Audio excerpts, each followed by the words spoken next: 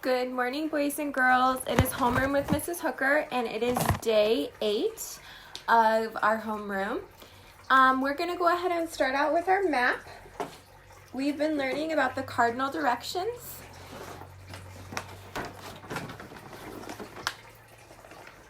With our compass rose. Let me grab that really quick. So here's our compass rose. All right, so we're gonna go ahead and look at one of the states, and we're gonna figure out which state is west of it.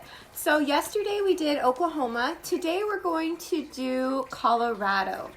So Colorado is right here, and Mrs. Hooker wants to know what state is west of Colorado. So if you remember, it goes never eat soggy worms, north, east, south, west. So which state would be west of Colorado? So west is pointing this direction. So if Colorado is here, west would be Utah. And yesterday I told you about a game that you could play with your friends and family at home, and it is just a scavenger hunt using the cardinal directions. So you could tell your family that you are going to, one second, friends. Oh.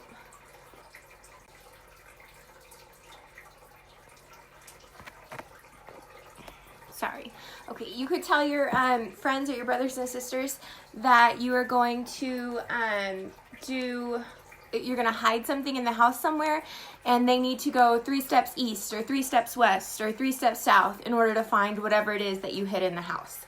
So that's a game that you could play, and it will help you kind of remember those cardinal directions. And then you can always remember it by that little saying I taught you, never eat, oh, I have this upside down. Sorry, guys. Okay. Never eat sour worms. And that's one way that you can remember your cardinal directions. All right, so moving on to the time. The time right now is 11 o'clock. So I said 11 first, which means that's where the hour hand is going to go.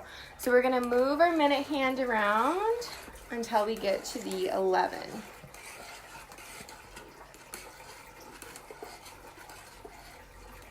Okay, and remember o'clock, the minute hand when we say o'clock will be on the 12. So it is 11 o'clock. There you go. I want you now to look up at the time on your clock, and I want you to be able to tell your parents or your brothers and sisters what time it says. Okay. Now we're going to go ahead and do the day. So the month is March, and it's kind of hard to see, my poster's in the way here. The month is March, so March is the name of the month, so it gets a capital M. The day is Thursday, capital T, because it's the day of the week, it's the name. And the date is the 26th. If we break 26 into tens and ones, we have 2 tens and 6 ones. And if we were to make that into change, it would be 1 quarter, 1 penny, and it would be 26 cents. And then the year is 2020. So we have 2,000 cubes, 0 hundreds, 2 tens, and 0 ones.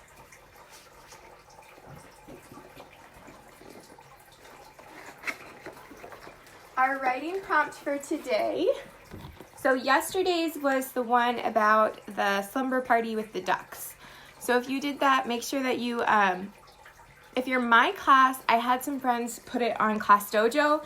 Their moms commented and they sent the pictures through the messenger on Class Dojo. If you're not in my class, you could email it to me.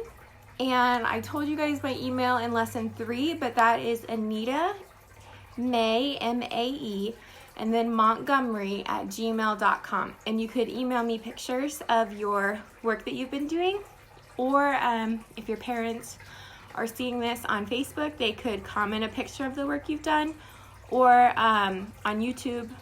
I'm not sure. I don't actually know how YouTube works that well. If you could comment a picture on there, I don't know. So I'll have to check that out. But I think you can message on YouTube, so you could message me a picture of the work you've done as well. And then if you've done your work all week long and you send me your address, Mrs. Hooker will send you a prize and a homework honor roll certificate in the mail. Okay, so today's reading prompt is, the kids thought it was fun to see Chester on the sled. What was even funnier was when, so Chester is the dog, so the kids thought it was funny to see Chester on the sled. What was even funnier was when, and I want you to finish this writing prompt for me. You can do that in your journal or your notebook. And it doesn't have to be super long, it's just to make sure we're practicing our writing. Okay, we're gonna go feed Walter, but before we do, I wanna read you a couple of facts. So today's facts about our fish are about what they eat. Fish need food just as you do, but they eat underwater. At feeding time, watch your goldfish flip their tails. They race onto the top of the bowl, snap at their food, and gulp it down. They need only a tiny pinch of fish flakes each day. Good fish flakes are a mixture of ground up flies, fish, shrimp, crab, oats, corn, carrots, and vitamins. So we have talked about Walter's fish food before. I've shown it to you. So let's go over and feed him again today, and you'll notice some days he does this for us, doesn't he? And some days he doesn't, but he usually will swim to the top and he'll gobble up that food, just like they were describing in our book today. So I want to read to you again what the fish food was made out of. I thought this was super interesting. So it's made up of ground up flies, fish, shrimp, crab, oats, corn, carrots, and vitamins. And there are some vegetables that you can actually put in your fish tank and the fish will eat. So I think we put the cucumber once in there for Walter. He wasn't a fan. So he prefers his fish food. So let's go feed Walter.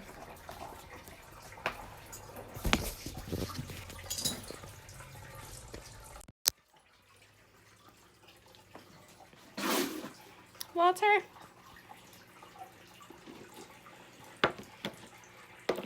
All right, so that's our fish food. Maybe it'll tell us on the back what it has.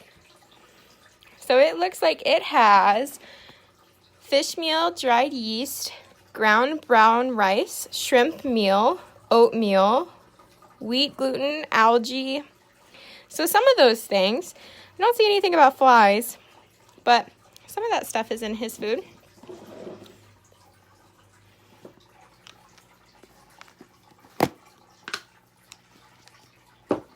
And like it said, you just have to do a small pinch. Walter's a pretty big fish, so it can be a bigger pinch, and he can eat a lot throughout the day.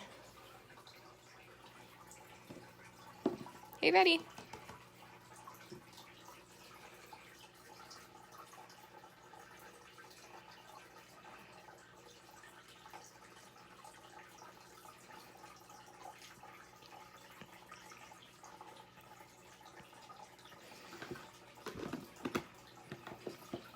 All right.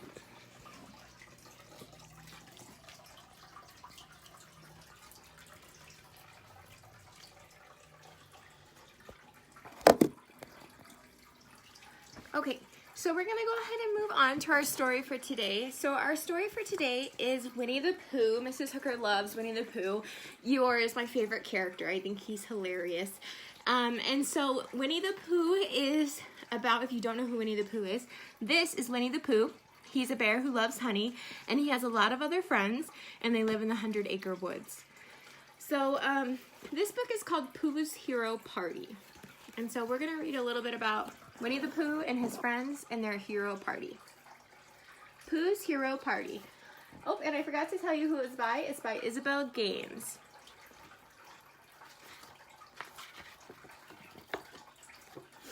It was a stormy day in the 100-acre woods. The wind blew very hard, so hard that it blew down Owl's house. Christopher Robin, Eeyore, and Rabbit came to see the damage. When a house looks like that, said Eeyore, it is time to find another one. Owl, I will find you a new house, said Eeyore. The stormy day turned into a stormy night, and the 100-acre woods flooded. Christopher Robin worried about Piglet and Pooh. He did not know where they were.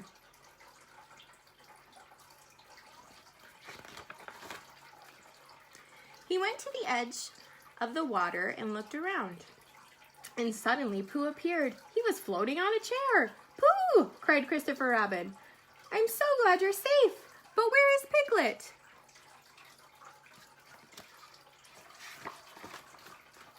Just then something floated out from under Pooh's chair. It was a honey pot. "Here I am," Piglet said from inside the pot. "Pooh!" Christopher Robin cried. "You saved Piglet." "I did?" asked Pooh. "Yes," Christopher Robin said. "You're a hero." "I am?" asked Pooh. "Yes," said Christopher Robin.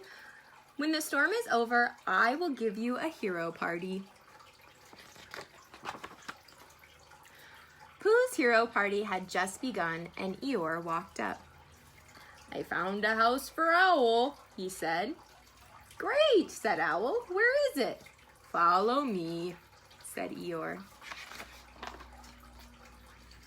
Everyone followed Eeyore, and much to their surprise, when they got to Owl's house, it turned out to be Piglet's house.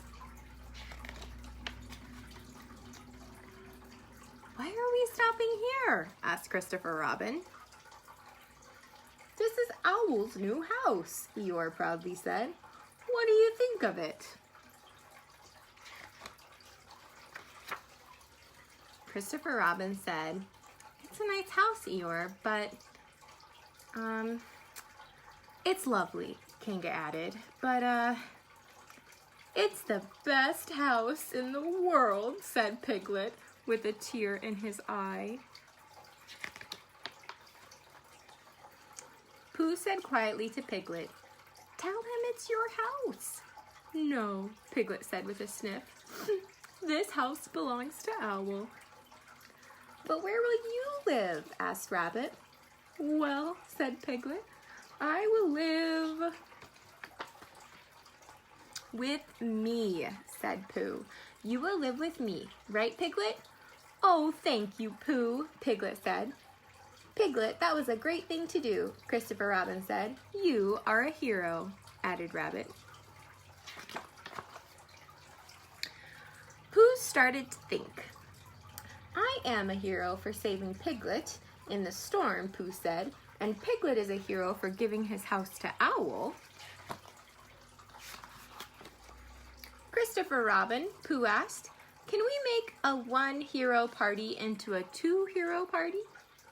"Of course we can," said Christopher Robin. And that is what they did. All right, so we have been talking about our who, what, when, where, and how in our story. And it was brought to Mrs. Hooker's attention that for my class, I've not been doing very much Spanish with them. And my class is a dual language class, so we learn both Spanish and English. So today Ms. Hooker did a little bit of translanguaging, not a ton, because my class also knows that their teacher, Senora Sosa, is the one who speaks the best Spanish. Mrs. Hooker's Spanish is meh. So I wrote our Spanish questions down on our poster.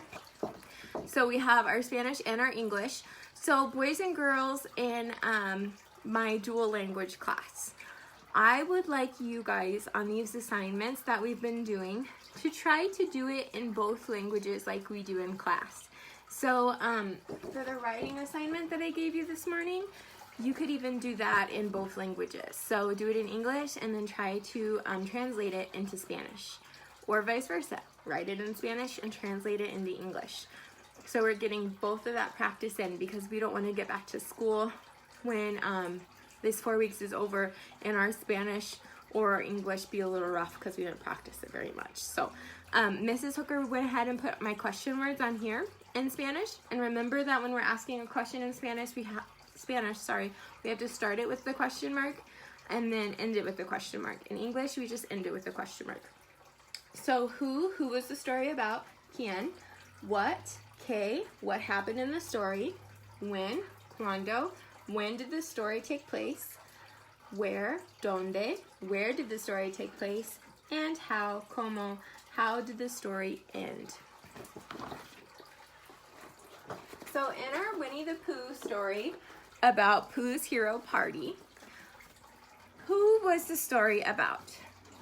So the story was about Christopher Robin, Pooh, Piglet, Eeyore, and I don't know, Tigger really wasn't in there very much. I would say the main characters were probably Piglet, Pooh, Eeyore, and Owl and Christopher Robin. Those were our main characters in the story. So that would be the can. K, or what happened in the story. So the problem that happened was there was the flood, and there's kind of two problems. Owl lost his house, and then there was the flood, and Pooh and Piglet were lost. When did this happen? Well, it looks like it happened during the day. It was kind of cloudy and dark outside, but I don't think it was nighttime dark. And where did it happen? It happened in the 100-acre woods. And then how did the story end? Well, it ended with everyone being safe, Owl getting a house, and they threw a hero party. So for those heroes in the story. So Pooh and Piglet ended up being the heroes. I think Eeyore was kind of a hero too, because Pooh saved Piglet from the flood. Piglet gave up his house, but in Eeyore's defense, he thought he was really doing a good thing because he found this house for Owl, who had lost his house. So he was kind of a hero too. So a hero is someone who does something good for someone else. And you've probably heard of some heroes on TV, or you've maybe read some comic books with heroes in them.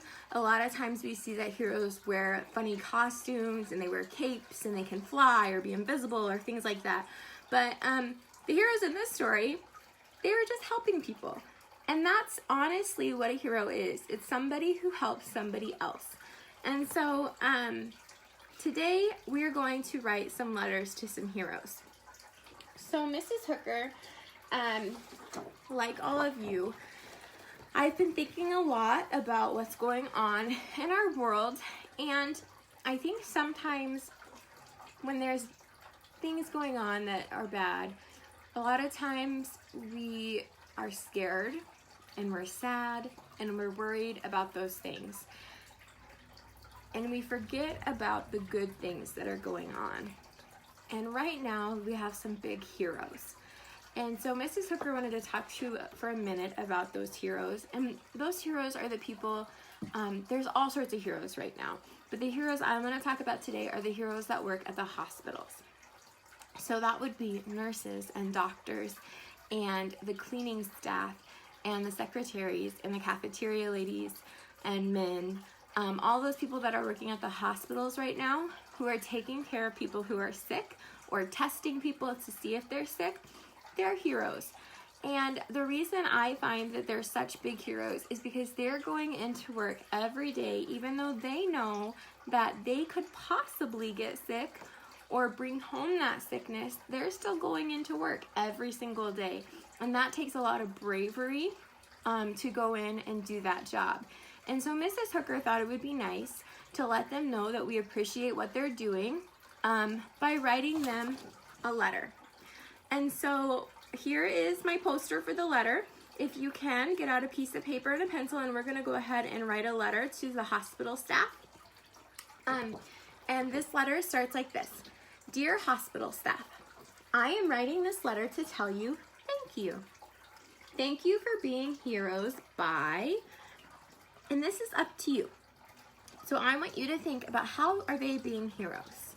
How is the hospital staff being heroes at the hospital? How are they helping us? And then I want you to write it on that line or on your paper. How are the hospital staff, how are they being heroes? And then we can end the letter. You can end the letter any way you like, but Mrs. Hooker gave you a suggestion. And my class knows this. You don't have to write exactly what I write ever. This is more just a guideline to help you if you're not sure what to write. So down here, this is how you could end it. You could end it by saying, not all heroes wear capes, because our doctors and our nurses and the cleaning ladies and men and the secretaries, they're not wearing capes at the hospital, right? But they're still heroes. So not all heroes wear capes. Thanks again, and then sign your name. Or you could put love or sincerely, any salutation at the end, and then put your name at the bottom. And then Mrs. Hooker has an address that you could send these to. my cousin, her name is Claire, she works at a hospital in Florida, and she is actually working with the people who are getting sick and getting tested. She's working there right now with them, and they have a lot of friends in their hospital right now, and so I really think that the staff there could use a letter. Maybe you're saying, Mrs. Hooker, I know somebody that works in another hospital close to my house, or maybe it's your mom or your aunt or something like that. Then mail it to that hospital. That's okay. But this is just an address to a hospital in Florida where my cousin works, in case you don't have an address to send it to. So it is 1000 Waterman Way, and it is Tavares, Florida, and then the zip code. And that is the hospital that you're going to send it to. So up here you could just put a hospital or hospital staff. I think that would work fine, and because it's just going to anybody at the hospital staff who could read it and get some enjoyment out of it and some joy from your letter and know that they're appreciated. So it's always good to write thank you letters to people, to know that you appreciate them and the work that they're doing, especially people who are having to do some really hard things for us right now. So if you have time, if you have some time, this is your homework assignment for today, is to write a letter to a hero. And then, as always, like I've said the last week, I'm also wanting you to ask these questions when you are reading. My dual language friends, you are more than welcome to write this in Spanish and in English. I would love to see it in both. And I'm sure that the people at the hospital would too, because there are many people that speak Spanish and English, and they would love to see it written in both. So, my dual language friends, go ahead and do that too. All right, moving on. So, we are now moving on to math. So today we're going to be talking a little bit about the customary and metric units and what those measurements relate to. So Mrs. Hooker talked to you a little bit yesterday and the day before about what is in the metric and customary units. So I talked about how we measure in feet, yards, miles, and inches in the customary, and in metric they measure in centimeters, meters, and kilometers. And I told you that today we're going to then talk about how those relate to each other. And yesterday we also talked about the 3 tools that we will use to measure, which was a ruler, a measuring tape, and a yardstick. So today we're going to go ahead and just talk about what these measurements mean, and then we have a little fun activity that we're going to do. So 1 foot equals 12 inches. And remember, that's like the size of a ruler. A ruler is a foot. So 1 foot is equal to 12 inches. 1 yard, so that's one of those yardsticks that we saw, it's equal to 3 feet. That's like the width of a door. 1 mile, now this is a big number, is 1,760 yards. So it would be 1,760 of those yardsticks. Whoa, that's a lot, huh? Okay, the metric system. 1 meter is 100 centimeters. 1 kilometer is 1,000 meters. So that's kind of how those relate to each other. So you can see that inches are the smallest, and then it goes to feet. Then from feet, it goes to yards, and then from yards to miles. And then over here, it goes centimeters to meters, meters to kilometers. All right. So I showed you 3 tools yesterday, like I said, that you can measure with. But I wanted to talk really quick today and do a little fun activity about measuring with things that are around you. So measuring has been happening since the beginning of time. In order to build something or make something, people had to measure. And in ancient Rome, so a long time ago in Rome, they measured with something called a cubit. And a cubit was a measurement from the tip of your middle finger to your elbow. And so this would have been a cubit. So they would line up their arm like this to measure things. And they would say, I need a piece of wood that is 5 cubits long. Now, you can see why this might have been a problem, because Mrs. Hooker's arm might be longer than your arm, or you know, somebody longer and taller than me, their arm's gonna be longer than mine, and so a cubit for them could be bigger than my cubit. And so it could be hard when you're measuring. If you go somewhere and you say, I need, you know, something that's this many cubits long, and they have a different length of a cubit. So you could get a piece of wood that is really off from what you wanted. So that's why today we have a set measurement system. But it's still kind of neat to get to measure with objects around us. And so, and this is also on our test at Sioux City. We have an assessment for this, and it has you use paper clips. Just a second here. So you have to use paper clips to measure an object. So today Mrs. Hooker thought it's kind of hard to see paper clips. I thought it'd be a little bit more fun to use our Darth Vader, Mr. Potato Head, to measure some things in our classroom. So remember, when you're measuring, you have to start with the end of the thing you're measuring with and the end of the thing you're measuring. So for instance, with Mr. Potato Head, if I was measuring my, let me get this so you can see it a little better here. If I was measuring my pocket pouch behind me, and I wanted to measure the length of it, I need to start off at the end of my pocket pouch, so at the end of my pencil, with the end of my Darth Vader potato head. We're going to move up to this one so you can see it better. But he obviously is not big enough to measure this whole thing. So that means that I'm going to have to line him up from end to end and count how many Darth Vader potato heads it would take to measure my whole pocket pouch. So I'm going to put my hand at the end and move him. So that's 1, 2, 3, 4, and 4.5. So my measurement for my pocket pouch is 4.5 Darth Vader potato heads long. So I just measured my pocket pouch with my Darth Vader potato head. So on the test, it's going to ask you, for my friends in my class, it's going to ask you to measure things with paper clips. And we're only going to give you 1 paper clip. And so you have to line that paper clip up end to end multiple times and count how many paper clips long that object is.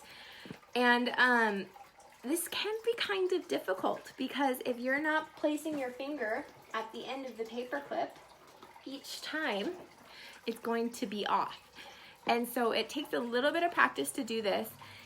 And so I would like you at home to take any object you like. It could be a Mr. Potato Head. It could be a paper clip.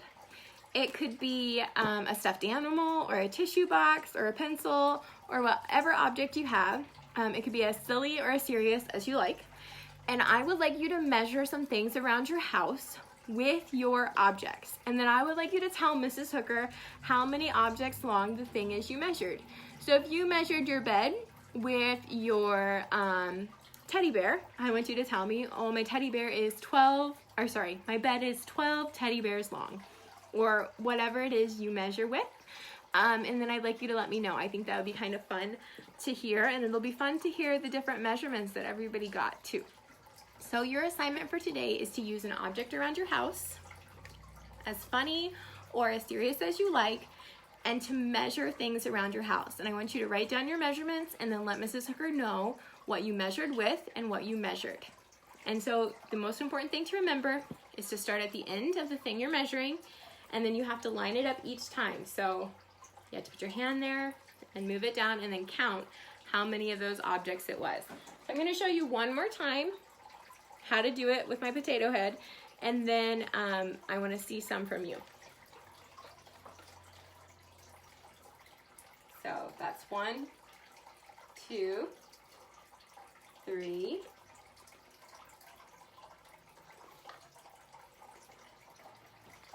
just like that.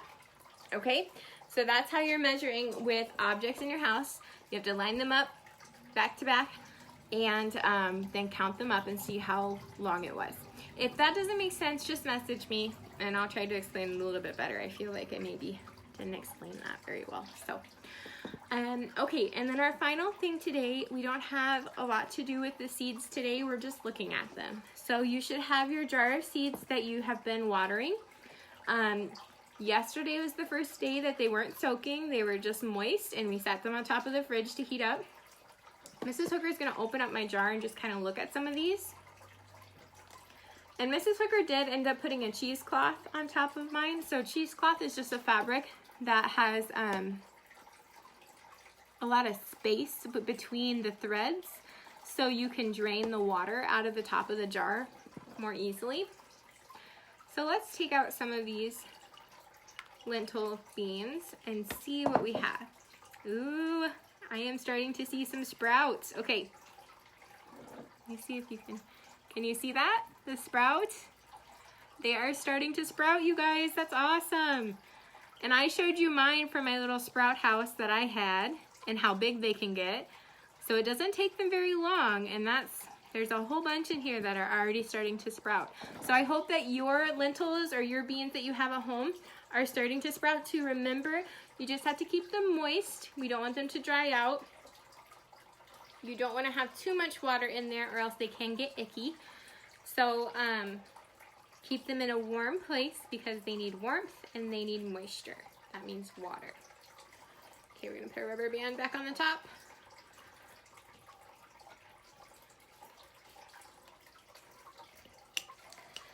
Okay, and your assignment for science is to go observe your beans and write down what they're looking like. So what are you noticing? Are you seeing sprouts in yours?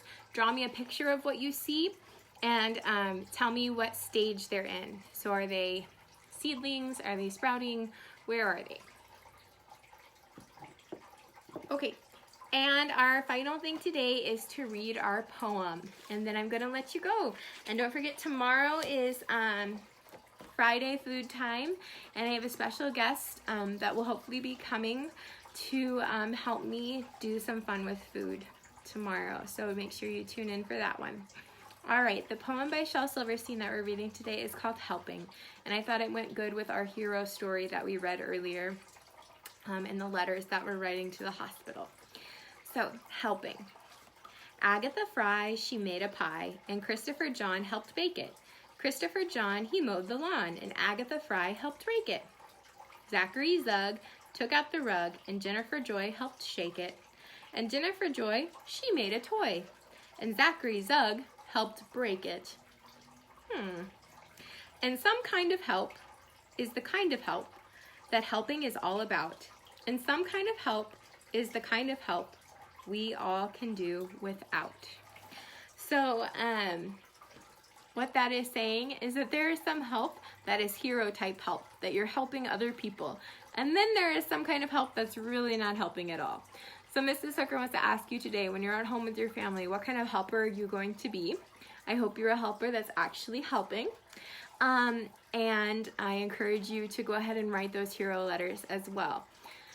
I also wanted to say in the comments, I'm going to post some pictures of some work that some students have done.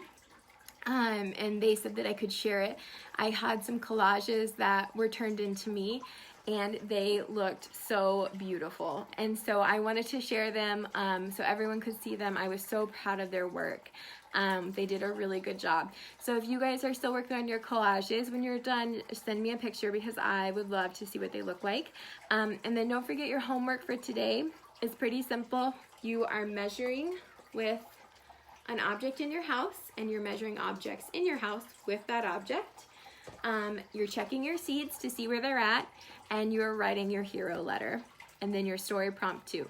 And remember, if you're from Mrs. Hooker's dual language class, I'm really encouraging you to start practicing your Spanish and your English and your writing assignments.